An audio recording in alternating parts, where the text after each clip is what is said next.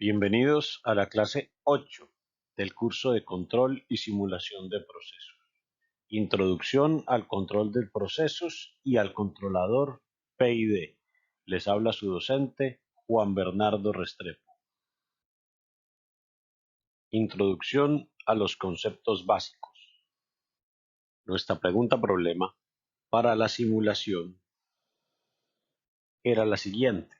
Cuando un proceso está operando de manera correcta, es decir, en estado estable y flujo estable, ¿qué sucede si ocurre un cambio en alguna de sus variables de entrada? Claramente, utilizábamos la definición de simulación como un método de predicción. Ahora nos enfrentamos a un problema totalmente distinto, del cual vamos a utilizar las herramientas que aprendimos para resolver la pregunta problema de simulación. La pregunta problema de control o de la parte de control del curso de control y simulación es, teniendo en cuenta que constantemente ocurren perturbaciones, cómo mantener a lo largo del tiempo el sistema en unas condiciones deseadas manipulando las variables de entrada.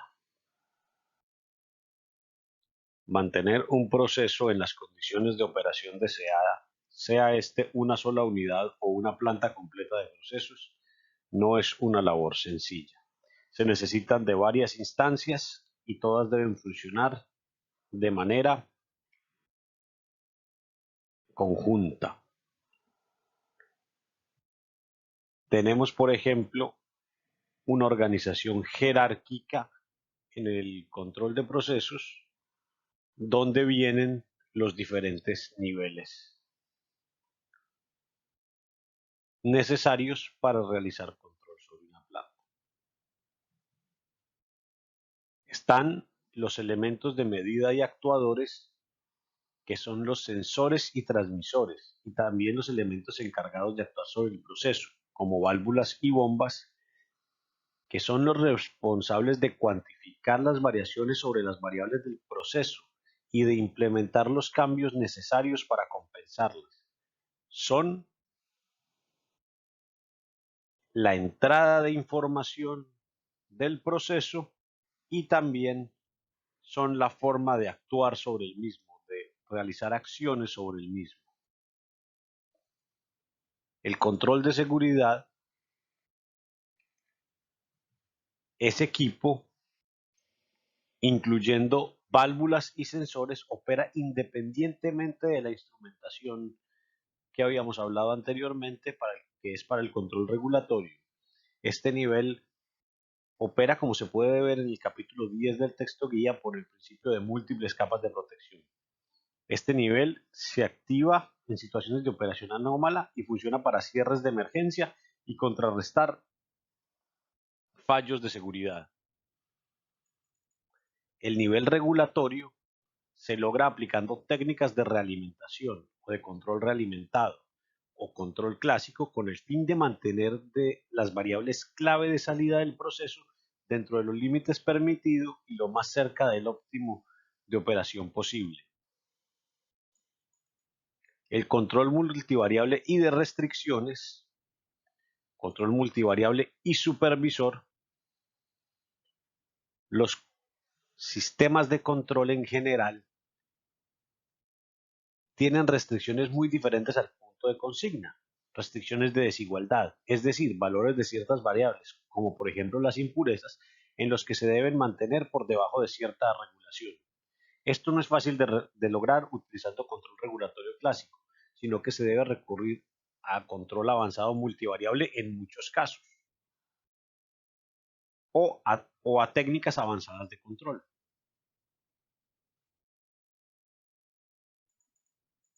La optimización en tiempo real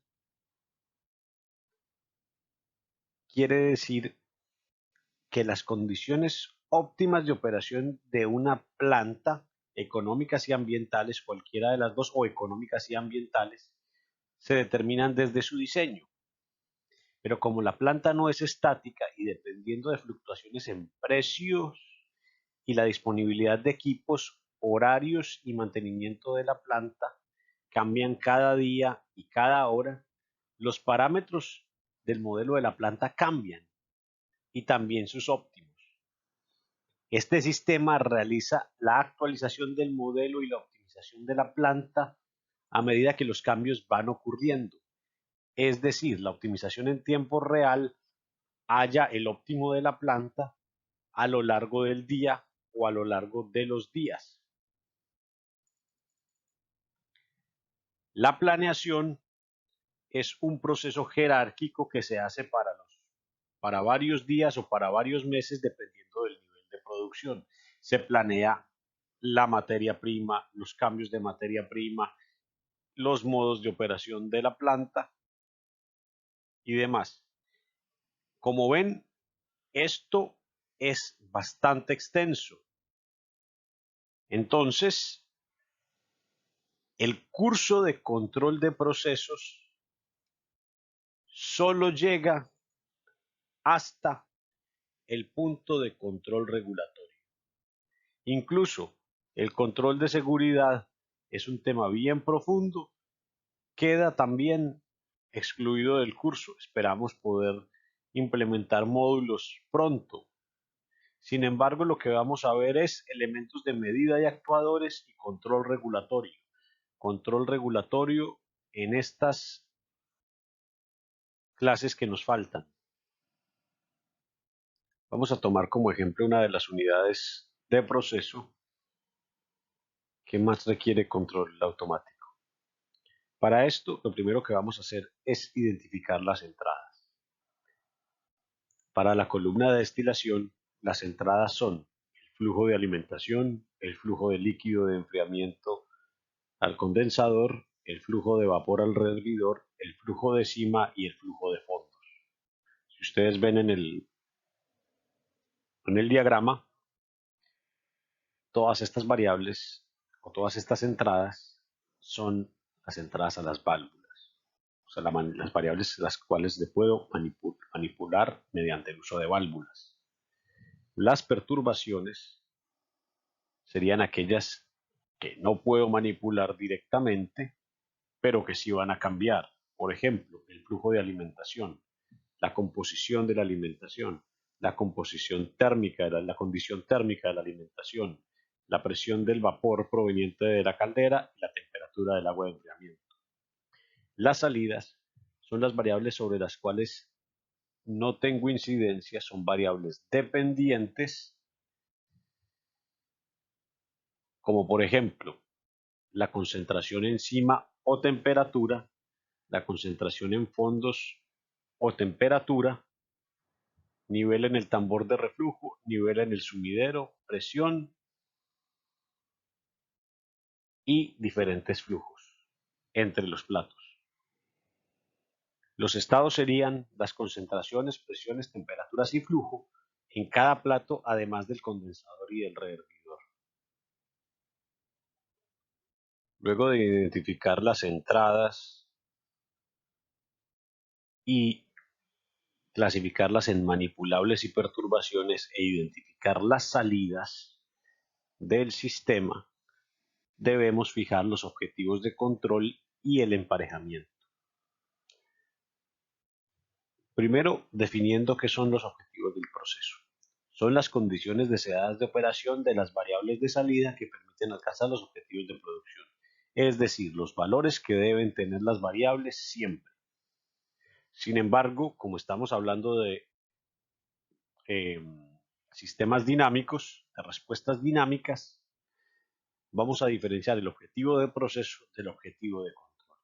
El objetivo de control es una meta cuantitativa que se decide al inicio del proceso para fijarla como criterio de verificación. ¿De verificación de qué? De qué tan bueno es nuestro control.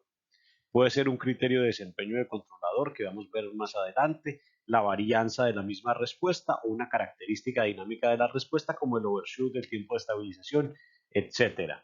Entonces el objetivo de control es una medida o una meta cuantitativa asociada al objetivo del proceso. Luego de esto se puede hacer el emparejamiento. es la selección de parejas de variables manipuladas, variables controladas que va a permitir cumplir los objetivos del proceso y los objetivos del control. Es decir, controlar no significa decir qué variable voy a manipular, para qué variable de entrada voy a manipular para controlar una variable de salida, sino que hay que fijar un objetivo de estático, un objetivo dinámico que se llama objetivo de control y escoger la mejor variable de entrada para controlar la variable de salida deseada. A eso se le va a llamar emparejamiento. Tradicionalmente para la columna de destilación o la columna de destilación se diseña para cumplir unas composiciones tanto en la cima como en los fondos.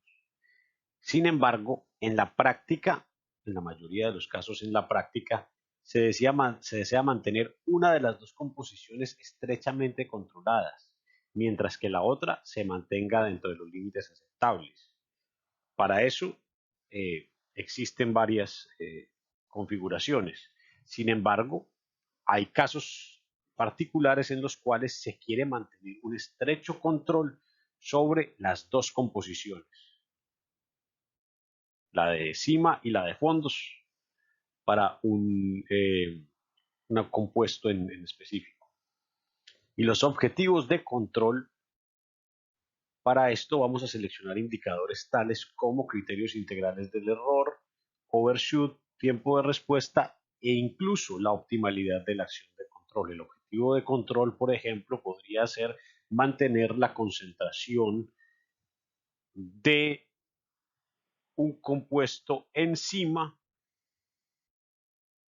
realizando acciones de control óptimas, o que cuando ocurra una perturbación el overshoot no supere un valor del 10% o que el tiempo de respuesta sea lo mínimo posible. A un criterio estático, que es un valor fijo, se le agrega un criterio dinámico. El objetivo de proceso y el objetivo de control van juntos. Para el ejemplo de la columna de destilación, queremos controlar varias variables de salida. Por ejemplo, la presión en la cima de la columna, el nivel en el tambor de reflujo y el nivel en el sumidero de la columna. Y para esto hay que seleccionar las variables de entrada manipulables más adecuadas. Por ejemplo, para manipular la presión en la cima de la columna, tenemos dos candidatos. Uno, la carga en el rehervidor, que nos permite generar más vapor y así aumentar la presión.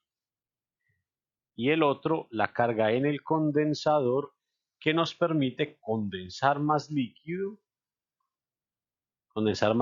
de acá y por ende disminuir la presión.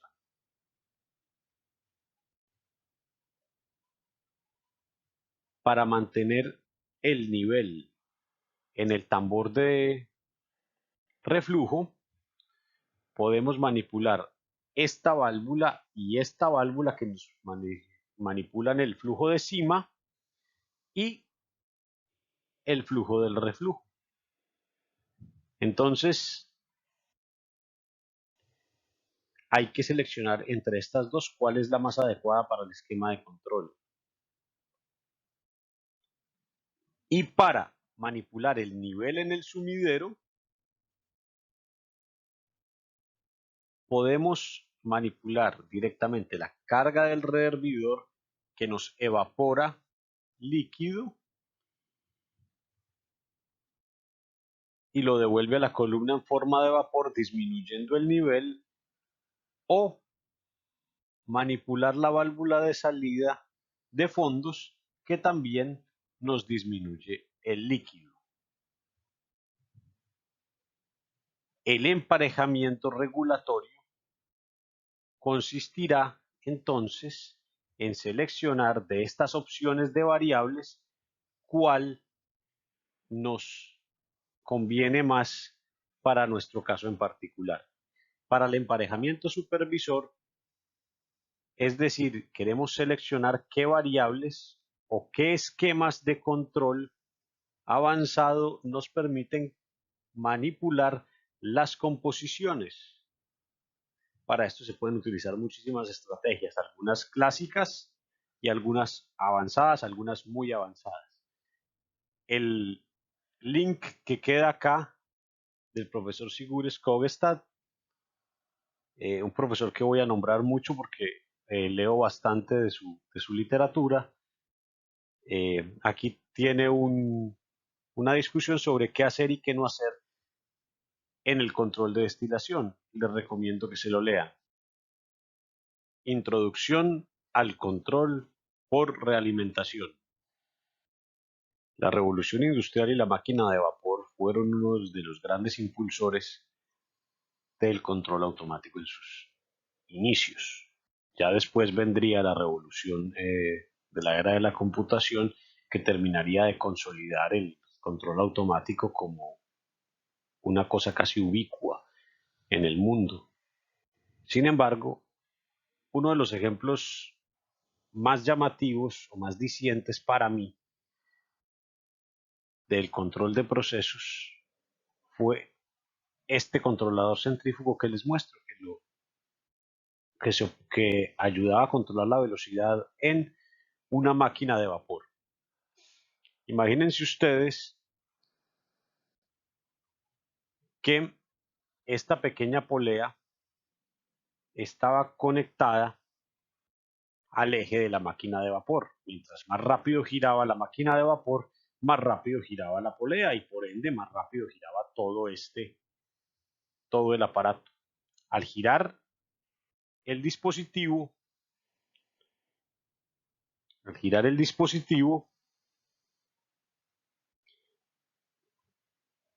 sobre estas masas se ejercía una fuerza centrífuga que las obligaba a moverse hacia un lado, como podemos ver en la animación. Como estaban unidas al dispositivo mediante estos brazos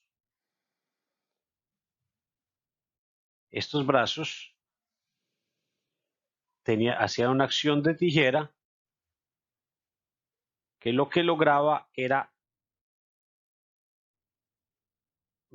hacer que esta parte de acá, fuera hacia abajo y por ende, por este pivote,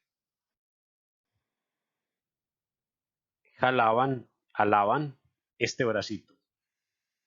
Como se ve aquí, al girar, las masas se van moviendo hacia afuera y esto va abriendo y cerrando esta válvula. Esta válvula era el suministro de vapor a la máquina de vapor. Por ende, controlaban la velocidad. Al aumentar la velocidad, esto se cerraba porque estas masas se iban hacia arriba y al disminuir la velocidad, esto se abría, la válvula se abría a las masas ir hacia abajo. Así, cuando el sistema estuviese en la posición adecuada, digamos que fuese acá, el sistema estaba en la posición adecuada, el sistema iba a mantener la válvula en la misma posición y por ende una velocidad constante. Este es un ejemplo de cómo funciona un sistema de control por realimentación. El diagrama de bloques que se observa a continuación es la estructura de un sistema de control realimentado, donde tenemos el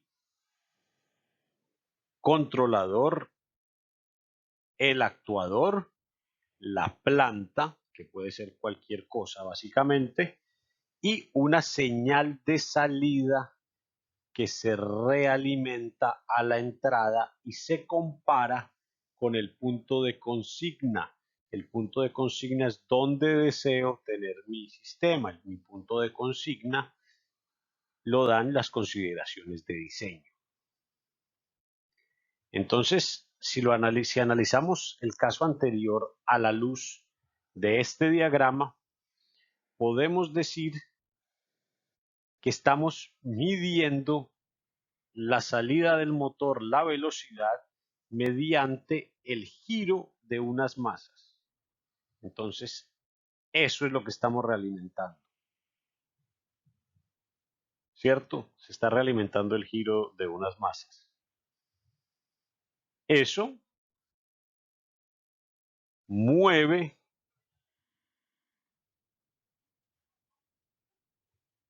un sistema, que en este caso sería el controlador, que está pegado a una válvula. Esa válvula sería el actuador. Cuando esto sube y esto baja, por este pivote, este sube y baja y abre y cierra la válvula. Entonces el controlador abre y cierra la válvula proporcionalmente a qué tan alto estén las masas que giran centrífugamente. Por ende, limita el paso de vapor, o sea, la señal de entrada a la planta, que sería en ese caso el motor de vapor, y por ende se modificaría la salida, que es la velocidad que genera el motor de vapor sobre el eje. Entonces, si ven, esto es un ciclo que no termina, pero que sí se puede estabilizar. Y esta es la base del control por realimentación. Tomar parte de la salida, reingresarla a la entrada, en este caso de una forma comparativa, y utilizar un aparato que por el momento va a ser algo abstracto, que se va a llamar el controlador, para manipular mediante un actuador un sistema que va a lograr modificar la señal de salida para que esta comparación sea igual a cero, para que la diferencia entre lo deseado y la salida de mi proceso sea igual a cero. De eso se trata el diagrama de realimentación. ¿Existen perturbaciones externas? Sí, y se tienen en cuenta acá. En el sistema anterior tenemos que observar que es un diagrama de bloques, que las funciones de entrada y salida de los diferentes bloques se encontraban en el dominio de la frecuencia, y vamos a describir la nomenclatura y la notación para los diferentes elementos que conforman el sistema de control por realimentación. Y sub SP es el punto de consigna, también se conoce como set point. Es el valor donde quiero que mi sistema opere, donde se desea que el sistema opere. E es el error, es la diferencia entre el valor de operación que se desea y el valor de operación actual del sistema. E es una función del tiempo. P es la acción de control. Es la respuesta que da mi controlador cuando el error es diferente de cero. La función que cumple el controlador es producir una señal o una acción de control que va a ser interpretada por el actuador y que se va a traducir en una acción. A esa señal que da el controlador se le llama acción de control. G sub A es la función de transferencia del actuador. El actuador es el componente que se encarga de convertir la acción de control en una acción física. U'(S) es la variable de entrada al sistema que es manipulada por el actuador. Generalmente para nosotros, los ingenieros químicos, eso es un flujo de materia. Vamos a manipular la apertura o el cierre de una válvula. G sub P es la función de transferencia del proceso. De ahora en adelante, el proceso o la planta, nos vamos a referir al proceso o la planta, se puede referir a una unidad o a muchas unidades. Sin embargo, vamos a tomar eso como todo un proceso o como toda una planta. En control se le llama la planta. Y Y'(M) es la salida medida del proceso. Ojo, no es cualquier estado, son los estados medidos que se convierten en salidas. Ahora, sobre el controlador vamos a tratar varios temas. El bias, la acción proporcional, la acción integral y el respectivo reset winner, la acción derivativa y al final vamos a estudiar el controlador PID con sus pequeñas implementaciones, como el derivative kick, el set point waiting y la acción directa e inversa. La acción del controlador es la señal que éste envía al actuador para que éste actúe sobre la planta. En el dominio del tiempo debe haber una acción por defecto o acción de estado estable P' llamada bias o acción por defecto simplemente. Esta es la acción que debe tener el controlador cuando la señal del error sea cero. El bias se usa cuando el sistema está en el dominio del tiempo y no está en variables de desviación. Cuando está en variables de desviación, todas las señales deben ser cero. En estado estable y flujo estable. Sin embargo, fuera de la variable de desviación, debe haber una señal P' que vamos a llamar bias. Un ejemplo de bias, por ejemplo, es una válvula que manipula un flujo dentro de un proceso que está en estado estable. El proceso, para mantener el proceso en estado estable y flujo estable, ese flujo que manipula la válvula debe ser de 10 litros por hora. Esto para controlar una variable de salida asociada a una reacción. Si el proceso está en estado estacionario, la válvula debe estar abierta y en una posición estática que garantice este flujo. Por ejemplo, un 40% de apertura. Por ende, la señal del control, cuando la variable de salida esté en, cuando la variable de salida esté en el valor deseado, en el punto óptimo, debe ser una señal que permita que el flujo sea 10 litros por hora, en este caso un 40% de apertura.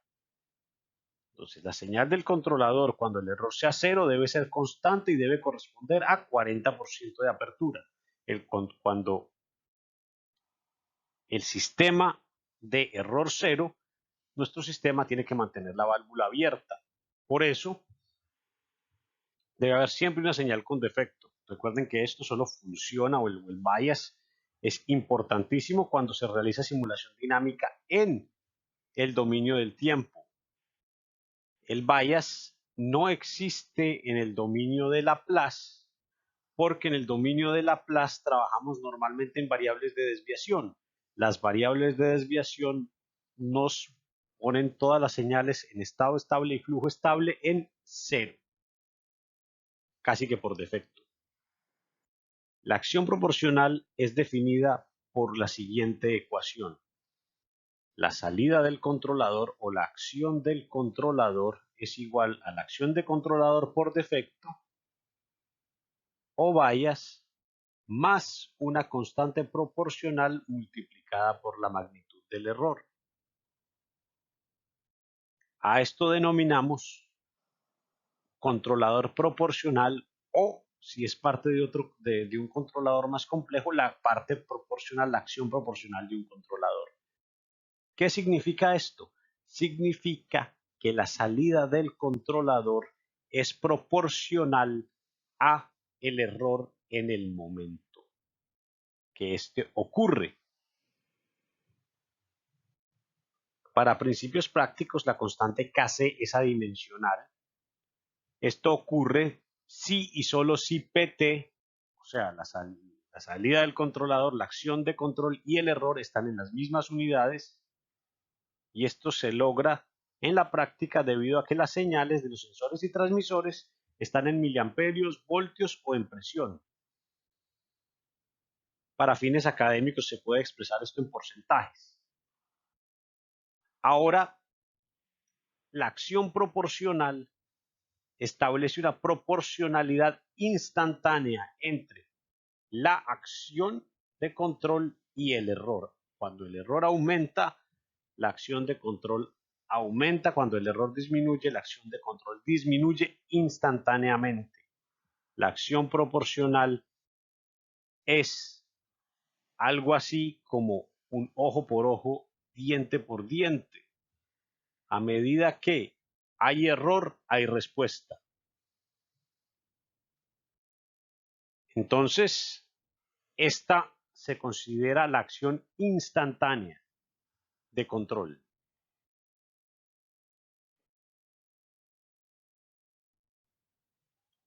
Sobre las unidades de Kc, ¿qué podemos decir? Que debe ser adimensional. Pero ¿por qué hacemos hincapié en esto? Una termocupla, por ejemplo, mide la temperatura, pero la señal que entrega es voltaje y lo entrega a unos valores de 1 a 5 voltios. Es más, una termocupla lo que hace es medir una diferencia de potencial que se asocia con una temperatura. Esa diferencia de potencial medida se lleva por medio de un transductor, de un transmisor, a unos valores de 1 a 5 voltios para ser transmitida, y ese valor de 1 a 5 voltios corresponde a temperaturas entre 40 y 300 grados centígrados en una relación lineal que se logra mediante una calibración. Entonces, ese es el elemento de medida. Ahora, los controladores, por norma general, entregan la señal de control en miliamperios. Es una señal eléctrica de 4 a 20 miliamperios. Y el actuador, que es quien recibe la señal del controlador, recibe una señal neumática entre 3 y 15 PSI. Para este caso, cerrado 3, abierto 15, pero puede haber válvulas en las que abierto sea 15 y cerrado sea 3. Entonces, de nuevo, las señales, la termocupla me va a entregar una señal de 1 a 5 voltios. Esos 1 a 5 voltios van a corresponder a entre 40 y 300 grados centígrados de una manera lineal, y la señal que entrega el controlador es una señal eléctrica y la señal que recibe la válvula es una señal neumática de entre 3 y 15 PSI, independientemente de si abre o cierra. Entonces, ¿por qué se insiste tanto en las unidades de Kc y que deben ser adimensionales? Porque todas las o todos los elementos o todas las partes del sistema de control se encuentran en unidades diferentes. Entonces, por eso se recomienda que se trabajen en porcentajes. Entonces, las unidades de Kc deberían estar en porcentajes. Si yo trabajo la termocupla en porcentajes, la señal del controlador en porcentajes y la señal que recibe la válvula en porcentajes, no voy a tener problemas para realizar un diagrama de bloques. Pero si no quiero trabajar en porcentajes, tengo que trabajar en una sola unidad: voltajes, miliamperios o PSI, pero siempre trabajar en una misma unidad y en una misma escala.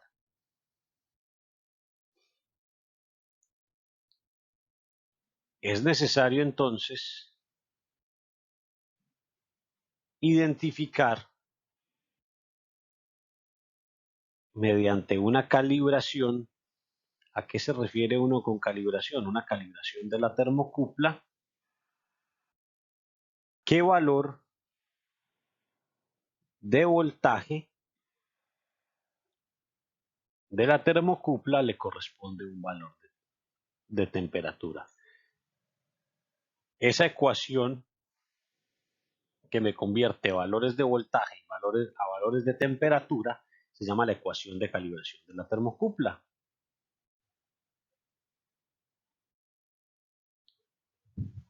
La señal de control está entre 4 miliamperios y 20 miliamperios. Y la entrada de la válvula está entre 3 y 15 PSI. Entonces, entre el controlador y la válvula debe haber un aparatico que se llama un convertidor corriente-presión que me convierte la señal de corriente a una presión, y este aparatico también tiene que tener una ecuación de calibración que me convierta entre la señal de control y la señal deseada de salida de entrada a la válvula, ¿cierto? La válvula, por otro lado, no es lineal completamente. Entonces debe haber una ecuación de la válvula que me diga a esa señal de entrada en PSI qué porcentaje de apertura le corresponde.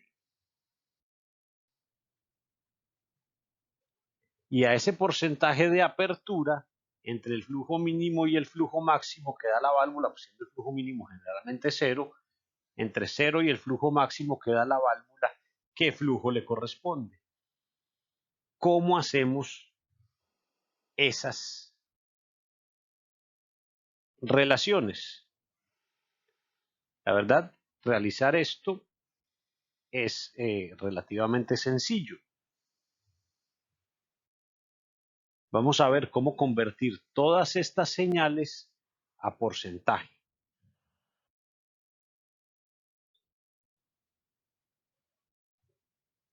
Vamos a decir que el span es la diferencia entre el valor máximo y el valor mínimo en un elemento de medida o una señal. Entonces, la señal en porcentaje es igual a 100 sobre el span multiplicado por el valor de la variable en el tiempo menos el valor mínimo de la variable o de la señal. Por ejemplo, para la termocupla, donde la señal está en voltios, tenemos 100 sobre el span de la termocupla. Como la termocupla va de 1 a 5 voltios,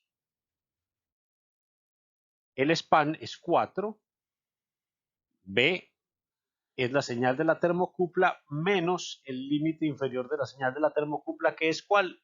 1. Lo mismo para la válvula que está en PSI y es aire para abrir, entonces tenemos, o sea, que cerrado es 3. 3 PSI es cerrado, eso significa que es aire para abrir. Para la válvula que está en PSI, tenemos 100 sobre el span de la válvula, que es 15, que es el máximo, menos 3, que es el mínimo de señal, multiplicado por P, que es la señal de la válvula, menos 3, ¿qué es el mínimo de la señal de la válvula? El mínimo posible. Si la válvula es aire para cerrar, entonces el porcentaje es 100 máxima señal menos mínima señal multiplicado por la máxima señal menos la señal que va a entrar a la válvula, la señal de la válvula, la señal de presión o la señal neumática.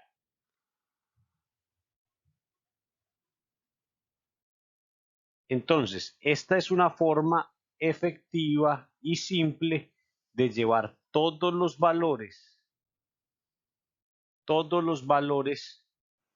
a un marco común. Ese marco común serían los porcentajes y así se podría trabajar de una manera más simple habiendo tanta diversidad de señales. Se puede hacer exactamente lo mismo para pasar todas las señales a voltios, todas las señales a miliamperios o todas las señales de señal neumática. Volviendo a la acción proporcional y poniéndola en variables de desviación, como observamos acá, es posible encontrar su expresión en el dominio de Laplace. La salida del controlador es igual a la misma constante por el error, pero la salida del controlador ahora está ¿en qué? En variables de desviación. O sea, siempre tiene restado el bias o la señal de control por defecto. Las gráficas son muy sencillas. Estas gráficas son entrada, salida del controlador. Entrada en el eje de X, salida en el eje de Y. Nos permiten dimensionar qué tan alta o baja es la respuesta del controlador, o sea, P, con respecto a E. Nos permiten verlo de manera gráfica, aunque sabemos claramente que si K es grande, la respuesta es agresiva y que si K es pequeño, la respuesta es conservadora. O sea, una pendiente elevada es una respuesta agresiva y una pendiente baja es una respuesta conservadora. Como la señal de control no es infinita, yo no puedo abrir una válvula o decirle a la válvula que se abra 200% o el doble de su capacidad instalada. Entonces, generalmente el gráfico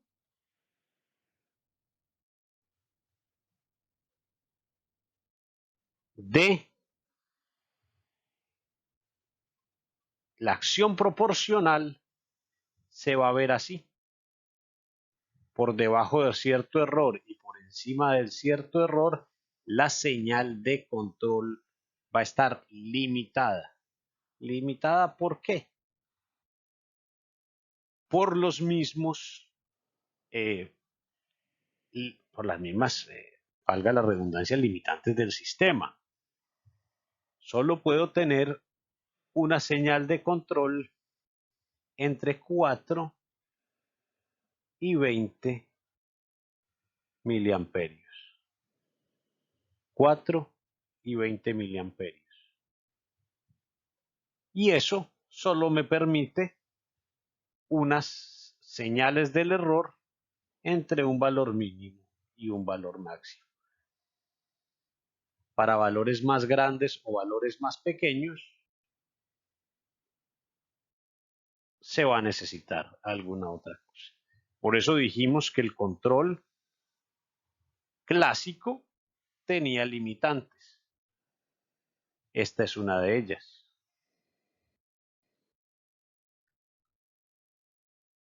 Una de las acciones de control más interesantes es la acción integral.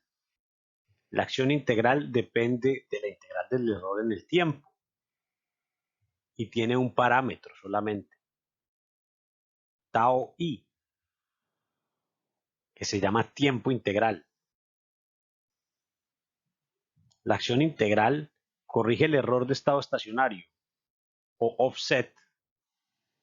El error de estado estacionario es una característica del control proporcional puro, donde el sistema cuando se estabiliza se desvía del punto de consigna.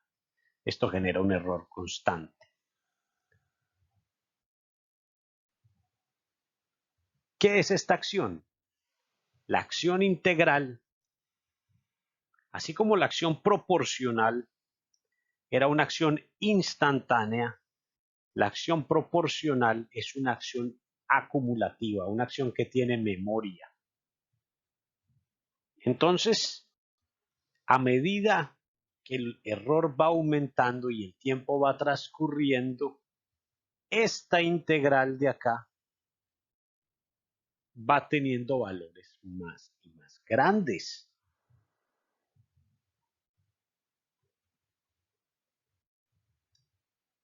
Esto significa que la acción integral es una acción que tiene en cuenta el pasado del sistema. Así como la acción proporcional tiene en cuenta el presente, la acción integral tiene en cuenta el pasado. Ahora, ¿qué es esto de que la acción integral corrige el error de estado estacionario? Resulta que cuando se realiza control proporcional puro, muchas veces el control proporcional, o la mayoría de veces, el control proporcional puro logra estabilizar el sistema, pero un poco desviado del punto de consigna, del set point. Esto es una característica inherente al control proporcional. ¿Y qué sucede aquí? Que mediante el uso de esta acción integral, si se mezclan la acción proporcional y la acción integral, una corrige a la otra para lograr estar exactamente en el punto de consigna. Entonces, si tenemos en cuenta el presente del sistema con la acción proporcional y el pasado del sistema con la acción integral, vamos a lograr tener un control muchísimo mejor. Con el control proporcional puro sucede algo muy particular. Mientras la señal del error sea variante, el control proporcional, como tiene la ecuación PDS igual a K del controlador por EDS, cuando el error es variante, P es variante, ¿cierto? Pero cuando el error por algún caso se vuelve constante, P también se va a volver constante. Entonces, en muchas ocasiones, el error se vuelve constante, no necesariamente en cero dentro del control proporcional, lo que deja a P constante en un valor diferente a cero, obviamente hablando en el dominio de Laplace. Ahora, si estuviéramos hablando en el dominio del tiempo, pues el error se vuelve constante en un valor y P se vuelve constante en un valor diferente de la acción de control por defecto. Y eso generalmente lo que produce es que la variable de salida esté desfasada del punto de consigna. ¿Cómo corrige la acción integral esto? Pues habíamos dicho que la señal del error se vuelve constante y por ende la salida del controlador se vuelve constante. Entonces, Cuando la salida del controlador se vuelve constante para la acción proporcional, para la acción integral pasa todo lo contrario. Cuando el error se vuelve constante, la acción integral empieza a aumentar. ¿Por qué? Porque no tiene en cuenta solamente el punto en el tiempo en el que están ocurriendo las cosas, sino también el pasado. Entonces, como es una integral, suma todo esto que ha ocurrido antes del error y actúa en el tiempo. Por eso es que la acción integral corrige el error de estado estacionario o offset que provoca el uso de controladores proporcionales puros. Es por eso que la unión de la acción proporcional y la acción integral en un controlador nos permite obtener uno de los modos de control más usados. ¿Por qué? Porque tengo una acción instantánea de control y una acción acumulativa de control que juntas me permiten hacer un control bueno, que me mantiene el sistema exactamente en el estado donde yo lo necesito. Ahora, ¿cómo lo hace? Depende del valor de estas dos constantes, y el diseño de estas dos constantes es tema para clase posterior. Ahora, cuando ocurre un cambio escalón en el error, es generalmente porque se produjo una perturbación escalón o porque el punto de consigna setPoint fue movido. Entonces, vamos a analizar qué ocurre en estas dos gráficas con un cambio escalón en el error en el controlador. Entonces, vemos aquí que hay un cambio escalón en el error, y ese cambio escalón lo que provoca es una respuesta inmediata y proporcional, que se la debemos ¿a quién?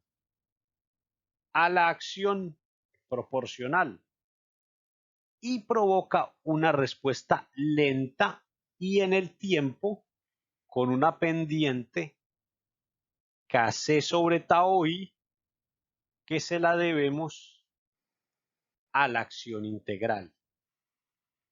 Entonces, esta combinación de modos de actuación o de modos de control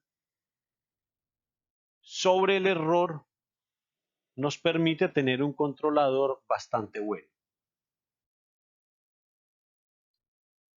A corto plazo o con perturbaciones cortas, el control proporcional integral funciona muy bien. Sin embargo, como vamos a ver a lo largo de todo este curso, en esta disciplina nada es perfecto. Y el control proporcional integral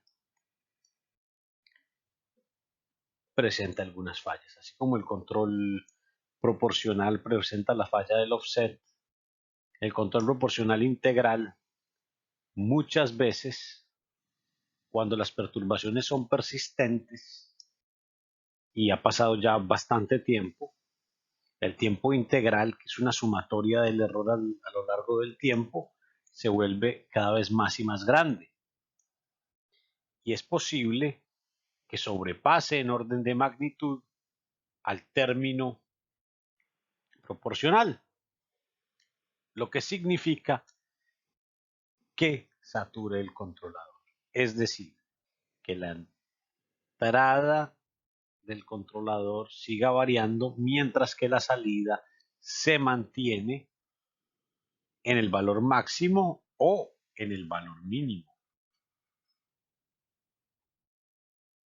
El Reset Windup es una implementación que permite que esto no ocurra. Hay diferentes implementaciones del Reset Windup que son igualmente efectivas. Sin embargo, una de las que más me ha llamado la atención y que escogí para este ejemplo es la del limitador. En esta implementación se logra que cuando la salida no esté saturada, el controlador funcione como un controlador proporcional integral estándar. Sin embargo, si hay una saturación, el valor de XS se vuelve constante después de 5 veces el tiempo integral. 5 veces el tiempo integral en las unidades de tiempo que se esté manejando. ¿Qué sucede? Este es el mismo diagrama de realimentación. Lo que pasa es que el controlador ahora es todo esto. Esta es la parte proporcional y esta es la parte integral con la estrategia de reset. ¿Qué significa este símbolo? Este símbolo significa que hay un limitador que corta los valores por debajo y por encima de unos valores predeterminados. Esto en Simulink se llama saturación. Una saturación, un bloque de saturación, un limitador. Entonces, mediante esta pequeña implementación, de la cual ustedes pueden obtener utilizando el álgebra de bloques, una función de transferencia, se puede prevenir que ocurra la saturación del controlador. Es supremamente importante que un controlador no falle y que sea bueno a lo largo del tiempo. Por eso es que estas implementaciones se hacen comunes.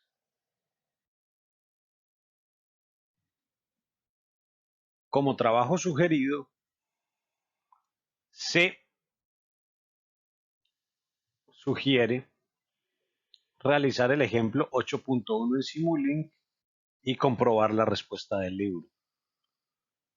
También comprobar que mientras el sistema no esté saturado, la acción del controlador PI sin anti-windup reset y la acción del controlador con anti-windup reset son iguales en el esquema anterior, y no solamente demostrarlo mediante simulaciones repetitivas, sino que se puede demostrar matemáticamente.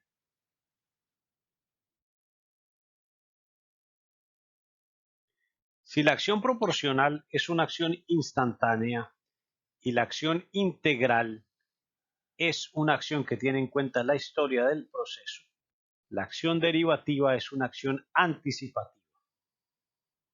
La acción derivativa ideal, ojo, ideal, y vamos a explicar por qué hay que hablar de ideal y de una implementación real de la acción derivativa, tiene esta fórmula.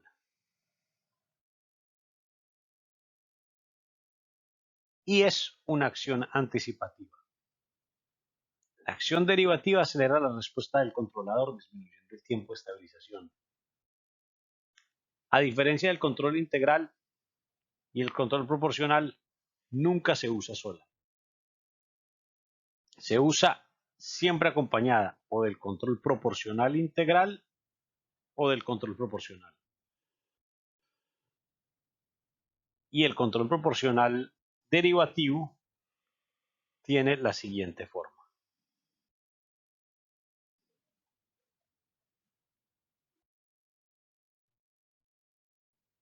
En su forma ideal, en el dominio de Laplace, tiene la forma que vemos a continuación. La forma ideal del controlador proporcional derivativo no puede existir en la realidad, pues en tiempo real no se puede conocer la derivada más que de manera aproximada. No es realizable físicamente o no es causal. Por ende, para poderlo implementar en la vida real, en un aparato electrónico, en un programa de computador, etcétera, etcétera, la aproximación de la acción derivativa se hace de la siguiente forma. A esto se llama agregarle un filtro derivativo.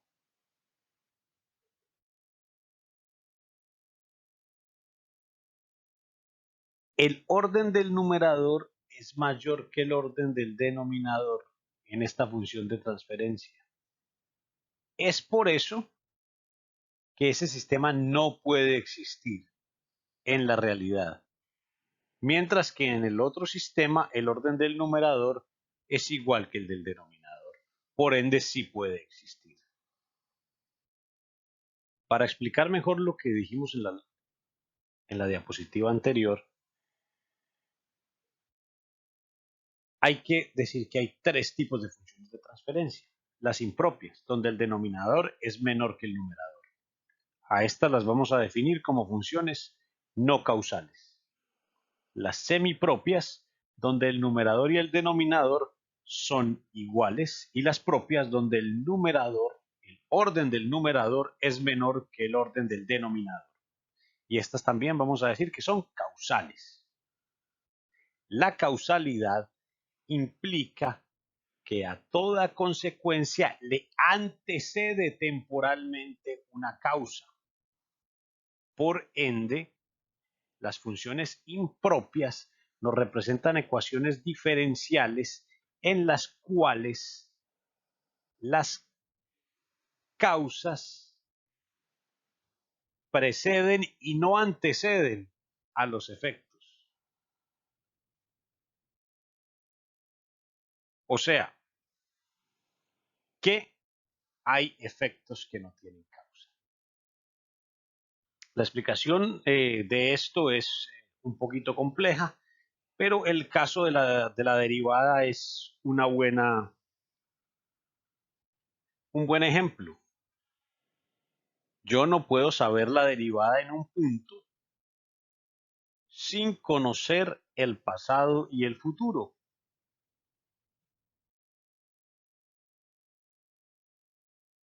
¿Por qué? Porque matemáticamente el límite de la derivada tiene que ser el mismo por derecha y por izquierda, ¿cierto? Y si solo conozco la gráfica hasta un punto, no sé cuál es el límite por uno de los dos lados, ¿no? Entonces, la derivada no es causal. Por ende, hay que utilizar una aproximación causal para ella.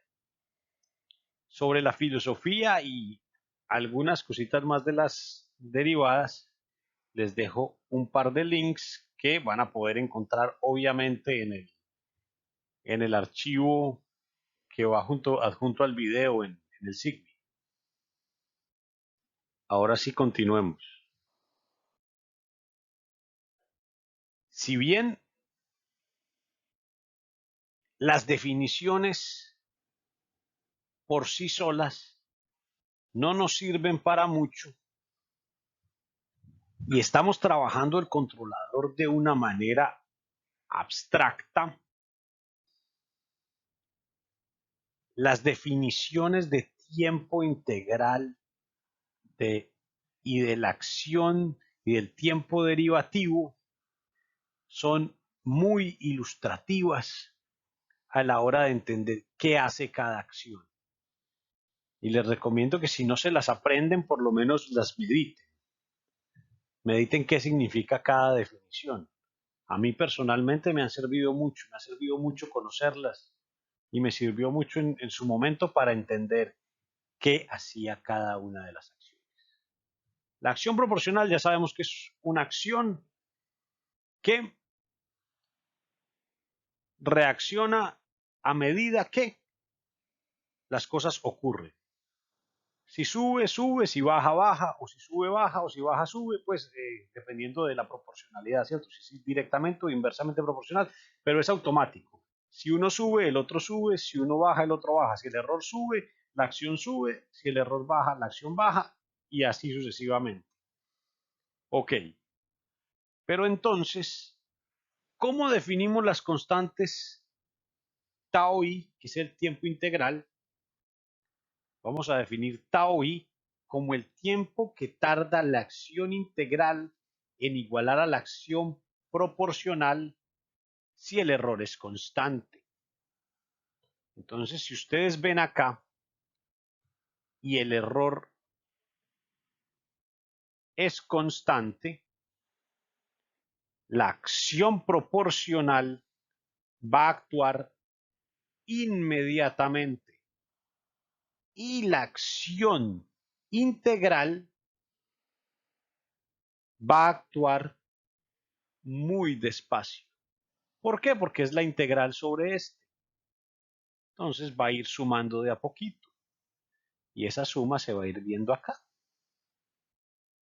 El tiempo que tarda la acción integral en alcanzar la acción proporcional cuando el error es constante se le denomina tiempo integral o una repetición.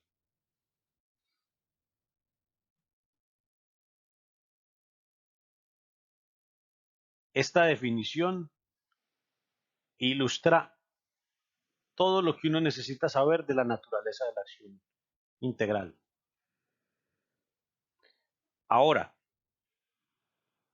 el tiempo derivativo es el tiempo que tarda la acción proporcional en igualar la acción derivativa si el error es una rampa dependiente alfa. Si el error es una rampa, entonces la acción proporcional va a ser una rampa proporcional a ese error. Va a ser igual, va a seguir el error o la acción proporcional hace seguimiento al error. Pero ¿qué hace la acción derivativa? La acción derivativa se anticipa al error. Véanla aquí en amarillo. Véanla aquí.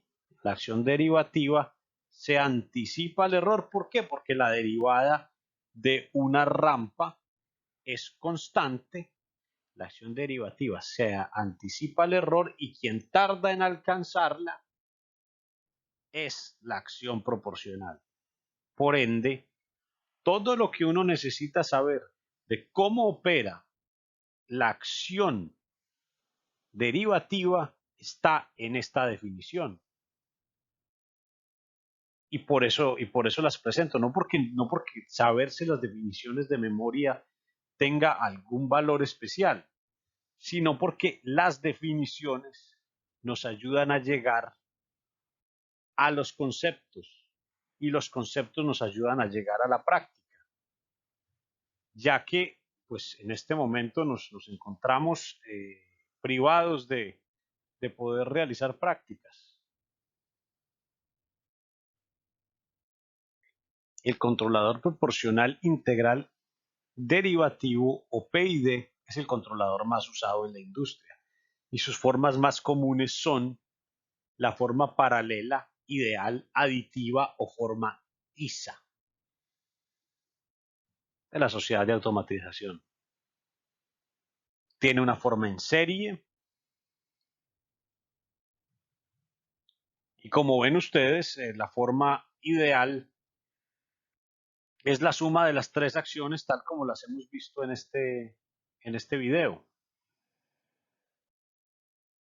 La forma en serie es un poquito diferente, pero es el mismo controlador. Sus formas en el dominio de Laplace son estas para el sistema paralelo y para el sistema en serie.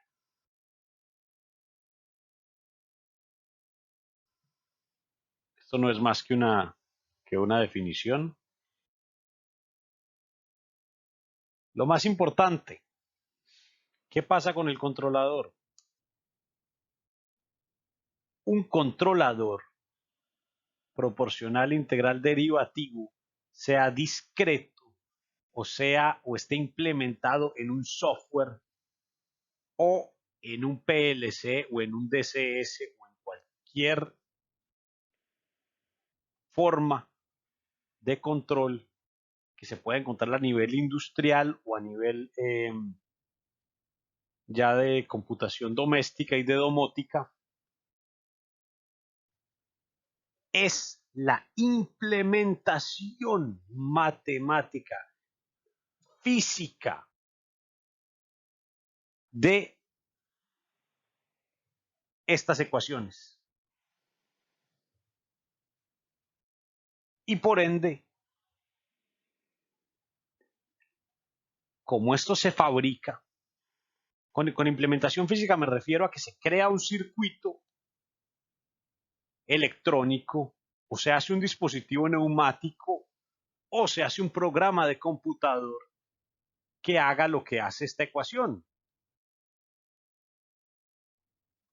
¿Cómo esto se fabrica? Se fabrica en masa, se fabrica de manera repetitiva, cada fabricante hace una cosa distinta. Entonces está la forma estándar, que es esta. Está la forma realizable, que la pueden ver en el ejercicio 8.1, que tiene su función de transferencia también. Está la forma en serie, está la forma en serie con filtro derivativo, sea físicamente realizable, que también la pueden ver en el ejercicio 8.1, ejercicios que quedan de tarea, 8.10, perdón, que quedan de tarea. Está la forma no interactuante, está la forma paralela con promedio de las acciones.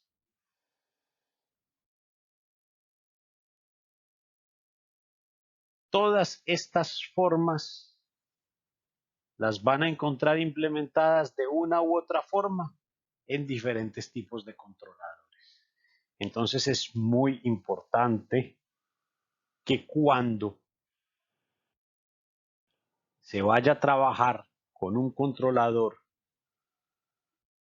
comercial, se lean o se lea de manera concienzuda el manual del usuario. El manual del usuario tiene qué tipo de ecuación se usa y qué parámetros tiene. ¿Por qué qué parámetros tiene? Porque la ganancia proporcional tiene dos formas. La ganancia del controlador o la banda proporcional.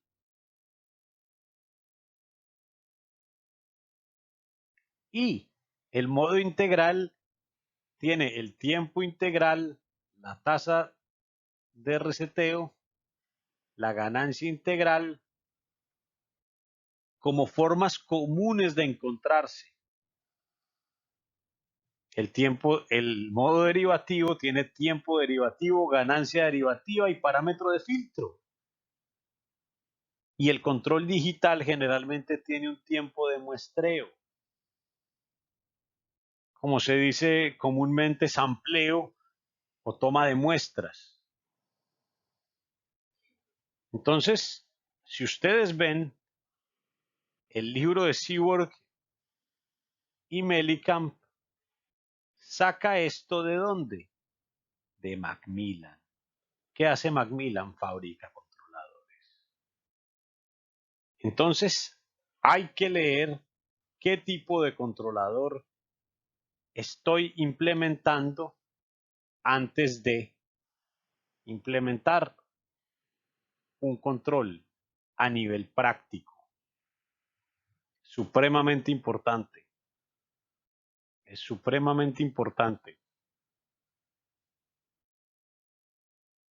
Esto es tan importante como cuando se usa el software de ingeniería. El software de ingeniería no está hecho para que lo opere una persona sin capacitación.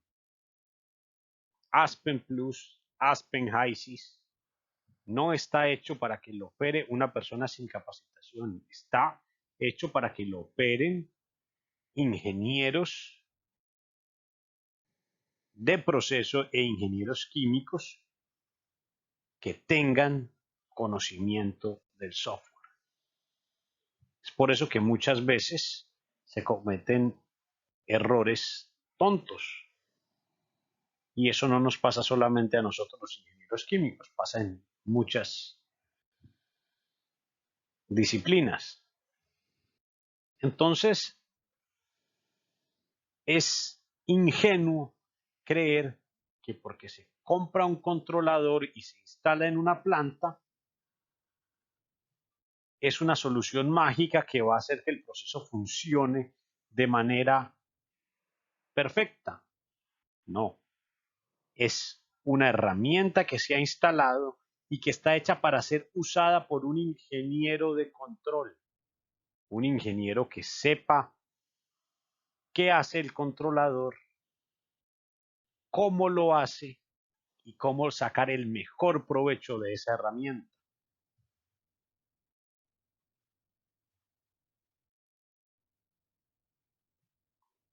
Queda de tarea averiguar la definición de banda proporcional. Ojo que no les estoy pidiendo que me digan que es 100 sobre KC, sino la definición de banda proporcional, como se encuentra en los libritos de control, que también es muy explicativa de qué hace la acción proporcional.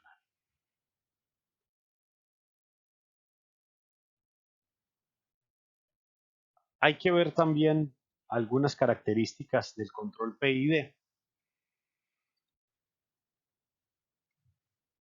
Y es,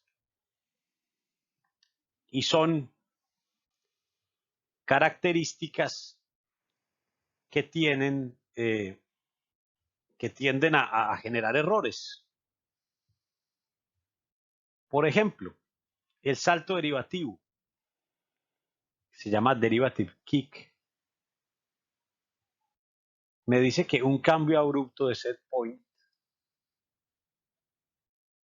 o sea, un escalón en el error,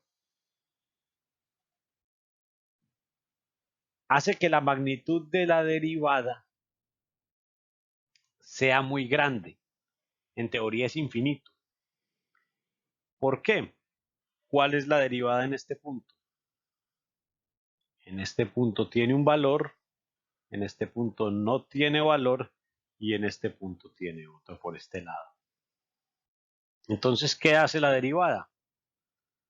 Se va a donde hay infinito. Y como nosotros somos ingenieros y el infinito para nosotros no existe, decimos que se va a un valor muy grande, lo que causa una perturbación inmensa en el sistema.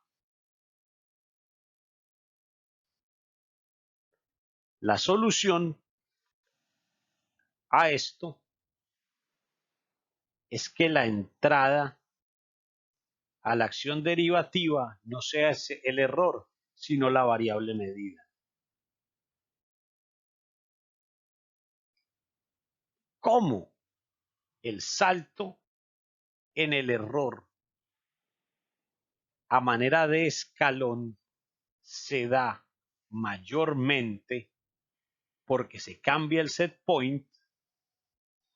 Entonces, lo más útil es que se calcule este valor de la derivada del error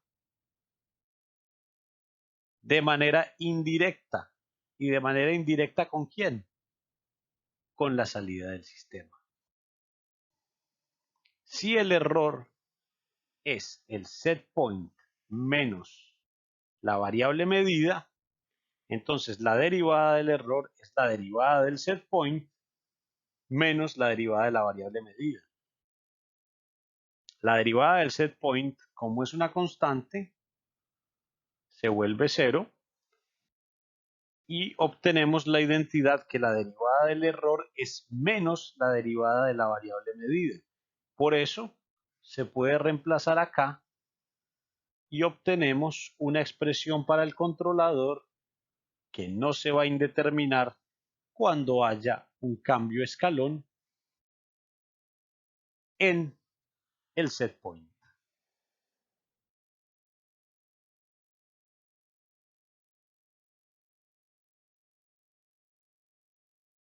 Promediar el error o set point weighting nos crea un algoritmo de control muchísimo más flexible que incluye el uso de unos pesos para el cálculo del error. Aquí se agrega un peso al set point para el error proporcional y el error derivativo, añadiendo dos constantes a nuestro controlador. Esto nos sirve para eliminar el derivative kick y es una implementación, como lo vimos, que se hace a nivel industrial. Una de las características importantes de las que no hemos hablado y es qué signo tiene KC. Y el signo de KC está definido por la acción que queremos que realice nuestro actuador o por las características del mismo. Existen dos tipos de acción. La acción inversa, cuando KC es positivo, y la acción directa, cuando KC es negativo. Vamos a definir la acción inversa como que cuando deseamos que la acción de control aumente cuando la señal medida disminuya, entonces queremos acción inversa. Y la acción directa es cuando deseamos que la acción de control aumente cuando la señal medida aumente. Y esos son las definiciones. Sin embargo, estas definiciones se ven bastante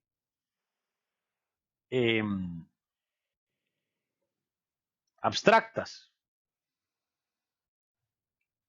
Para entender bien por qué KC debe ser mayor que 0 y por qué KC debe ser menor que 0 para darnos acción inversa y acción directa, vamos a tomar algunos ejemplos y algunas herramientas. Por ejemplo, la gráfica. La acción directa y la acción inversa nos dan gráficas error, acción de control con pendientes de diferente signo. La acción inversa, signo positivo, y la acción directa de signo negativo. Vamos a ver un ejemplo. Si tenemos un tanque sobre el cual queremos controlar el nivel del mismo, podemos manipular, si así lo deseamos, la válvula a la entrada o la válvula a la salida.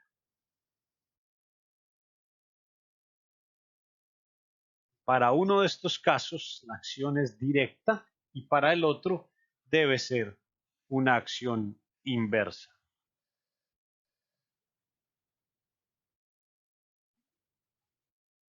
Sin embargo, de nuevo, tenemos que hacer un paréntesis. Y ese paréntesis es para explicar que hay dos tipos de válvula neumática. Las de aire para abrir y las válvulas de aire para cerrar. Una válvula no es más que una obstrucción manipulable a un flujo mediante un tapón en un orificio. El flujo entra por aquí y sigue este camino, y al manipular la posición de este tapón de aquí,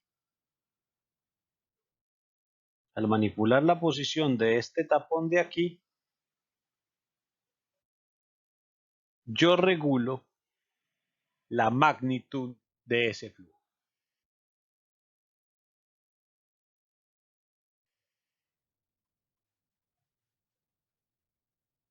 Esta parte de la válvula es la parte a la que no están acostumbrados ustedes, o con la que no están acostumbrados a trabajar, que es la válvula de control. La válvula de control tiene un actuador, tiene un aparato neumático que recibe una señal de aire y que mueve ese tapón a través del vástago.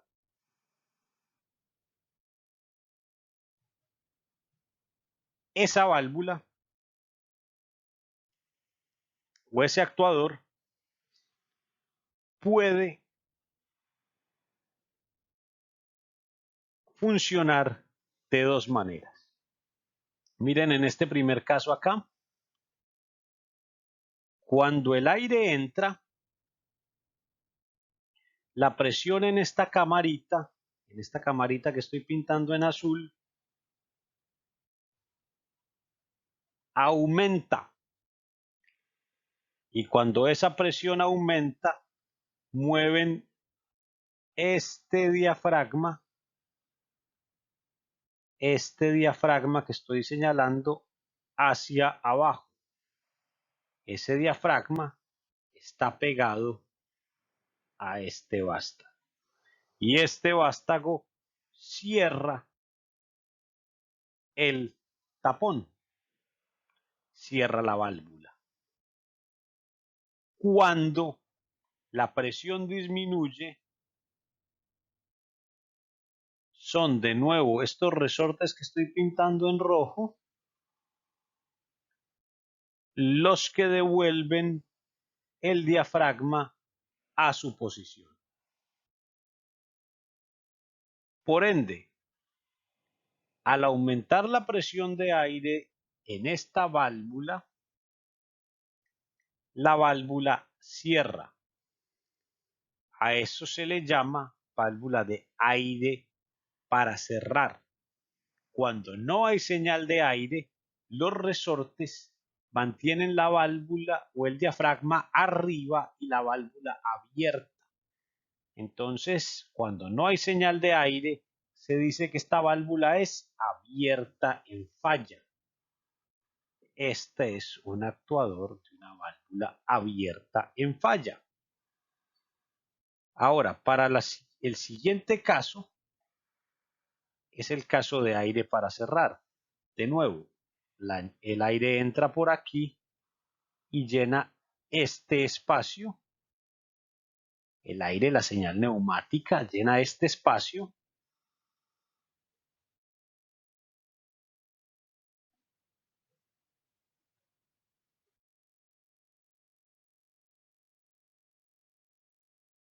Llena este espacio y la presión aumenta. ¿Qué pasa? Que cuando aumenta la presión, el diafragma se mueve hacia arriba y esto está pegado o está atornillado a este vástago, y este vástago también sube, abriendo la válvula. Cuando la presión del aire disminuye, son estos resortes que están en rojo los que devuelven la válvula a su posición. Por ende, cuando la señal de aire aumenta, aquí tenemos una válvula de aire para abrir. Y como cuando no hay aire, la válvula está cerrada, decimos que la válvula está cerrada en falla. ¿Por qué se habla de abierta en falla, cerrada en falla? ¿Y por qué hay estos dos tipos de actuador? Porque para algunos procesos, por condiciones de seguridad, se requiere seleccionar uno u otro actuador para que en caso de que ocurra un imprevisto en la planta y haya una falla en las líneas neumáticas, eso no cause situaciones inseguras en el proceso. Después de este paréntesis, podemos realizar el análisis de un tanque con la válvula de control en la salida.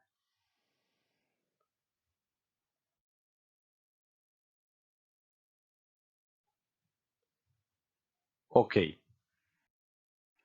entonces, cuando se abre esta válvula, ¿qué pasa con el nivel? Cuando se abre esta válvula, el nivel disminuye. Y cuando se cierra esa válvula, el nivel aumenta, siempre y cuando el flujo acá sea constante.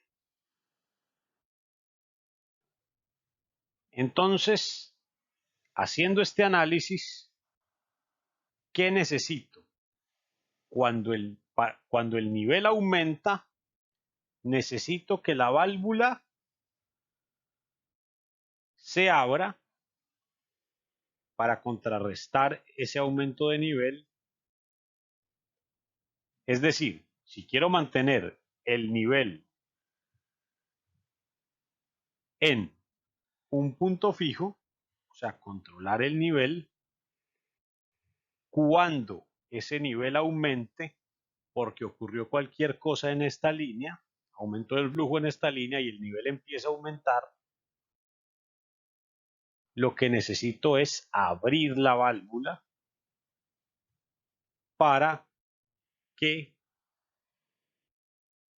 el nivel se recupere. Y por el contrario, cuando el nivel empieza a disminuir, debo cerrar la válvula para que el nivel vuelva a aumentar.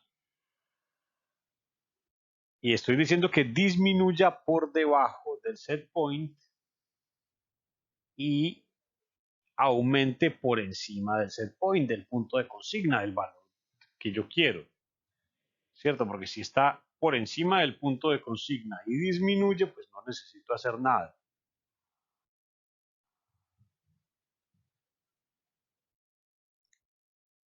La idea ahora es responder la pregunta si tenemos el caso de una válvula de aire para abrir, ¿qué tipo de acción o cuál es el signo de KC? Es decir, requerimos acción directa o acción inversa en el controlador. Entonces vamos a utilizar una herramienta que se llama un diagrama causal. El diagrama causal es una herramienta muy sencilla. Me dice si la relación entre dos variables es directa o inversa. ¿Cómo? Con el signo. Entonces, si la válvula se abre, el nivel, ¿qué sucede con el nivel? disminuye. Entonces tengo una relación inversa, negativo.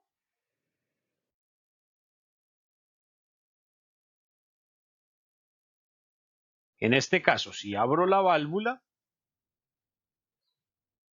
el nivel disminuye, es una relación inversa. Si aumento la señal de control, y como la válvula es aire para abrir, si aumento la señal de control, la válvula abre. Entonces es una relación directa. Ahora, asumamos una acción de control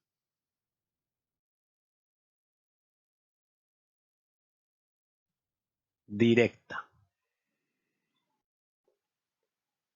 Y asumamos que el nivel aumenta. Como el nivel de control aumenta, la acción de control, por ser una acción directa, también aumenta.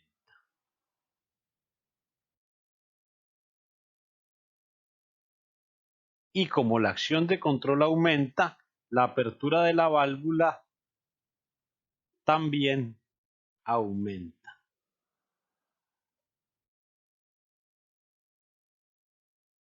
Y como la apertura de la válvula aumenta, como la válvula abre, el nivel tiende a disminuir. Por ende, la acción de mi sistema de control contrarresta el sentido de la perturbación.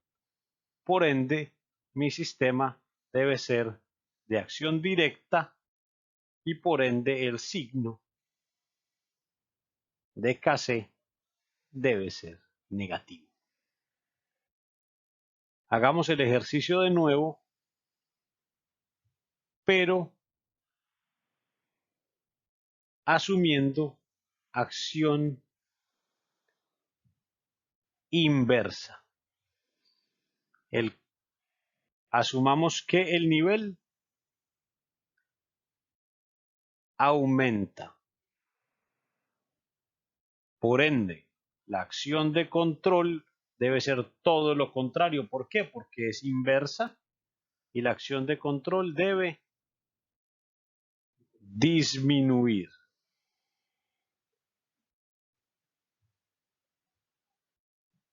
La acción de control es una acción de disminución. Como la acción de control es una acción de disminución, la válvula se va a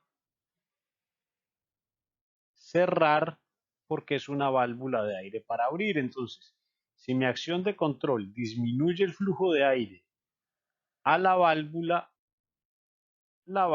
se va a cerrar. Y como la válvula se cierra, el nivel que va a hacer aumentar. Entonces, lo que ocurre en este ciclo es que la acción de control refuerza la perturbación, suma a la perturbación. Y esto es todo lo contrario de lo que queremos hacer. La acción de control debe contrarrestar la perturbación. Por ende, la acción de control debe ser directa y por ende el signo negativo.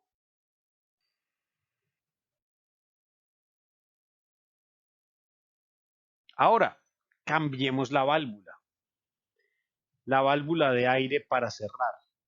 Cuando el flujo de aire aumenta, la válvula se cierra.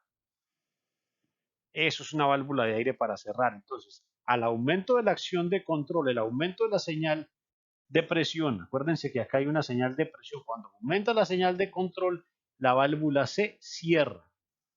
Por eso hay un signo negativo acá.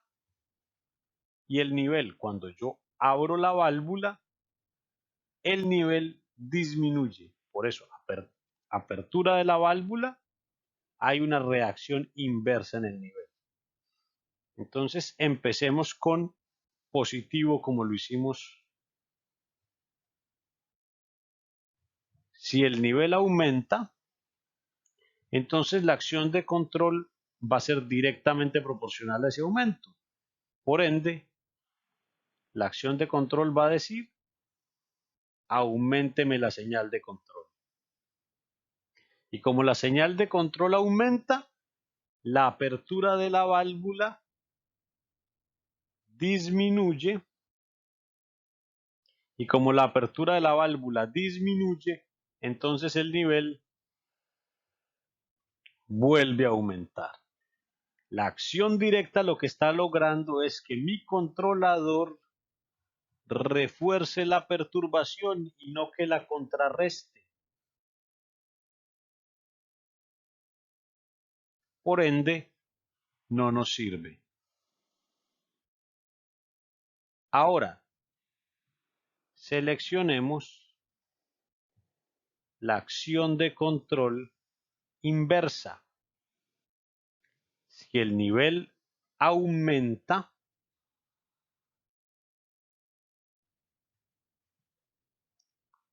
la acción de control, como es inversa, disminuye la señal de control.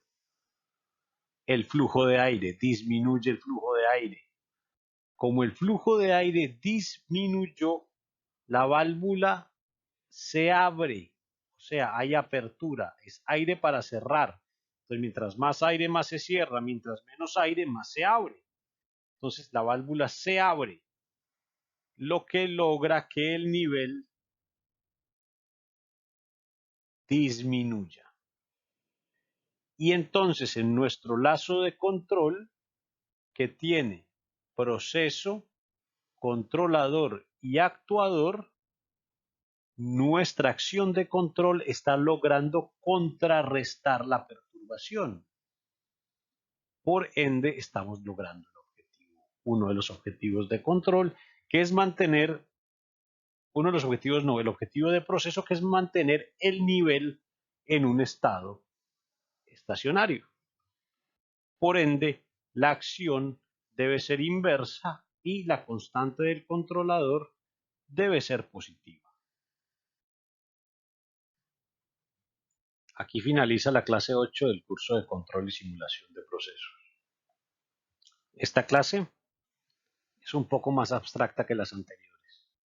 Sin embargo, mi recomendación es leer el capítulo correspondiente del libro, resolver los ejercicios propuestos, de los cuales se va a dejar un instructivo de cuáles son los ejercicios propuestos para los próximos capítulos, y tratar de interiorizar los conceptos lo más posible. Sería muy gratificante y sería de mucha ayuda para ustedes poder tener una experiencia de laboratorio a estas alturas. Sin embargo, se va a tratar de suplir esta experiencia de laboratorio utilizando el Arduino. Esperemos poder llevar a cabo una experiencia interesante con Arduino. Hasta una próxima oportunidad y que tengan una feliz semana.